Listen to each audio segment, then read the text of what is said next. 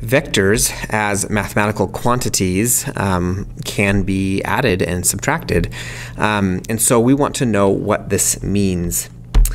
We're going to look at the geometric interpretation of addition of vectors. So suppose I have two vectors v and w.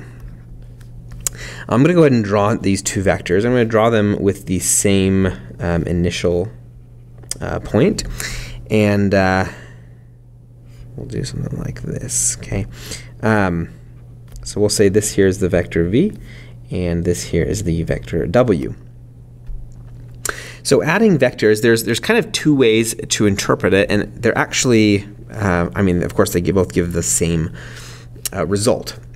One way is to take the, if I wanted to look at v plus w, okay, this would take the vector w, and it would place it so that its initial point is where the ending point of the vector v is, okay? And if we follow that, starting with this initial point, and then travel to the ending or terminal point of the vector w, we get this vector here. I'll go ahead and do this in red, actually, so that we can see that. Okay, so this here is the vector v plus w. So that's one way of viewing what addition of vectors is. Another way is, and you'll see that it's of course the same thing, is actually just viewing the parallelogram that is determined by the two vectors. So if I look at this vector w here and copy it over where it was, okay, we'll see that the vector v and the vector w, they form a parallelogram, okay, and the addition of those two vectors is the diagonal of that parallelogram. So that's what addition of vectors is. Now, I'm actually going to talk about subtraction of vectors as well, but in order to do that, we need to look at the negative of a vector. So I'm going to go ahead and do that here.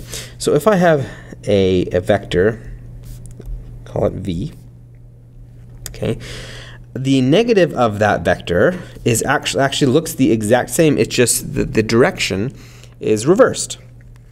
So the vector v looks the exact same, okay, but its direction is reversed. So this is negative v, okay, the negative of that vector v.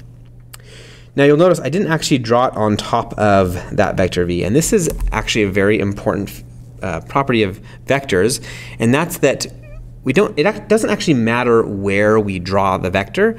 Wherever it is, it's actually the same vector. So for example, if I take this vector v, okay, and I move it like right there, okay, it's the same vector. It's the exact same number. I can move it down there, same vector. Move it over here, same vector. Okay, move it right on top of that, same vector.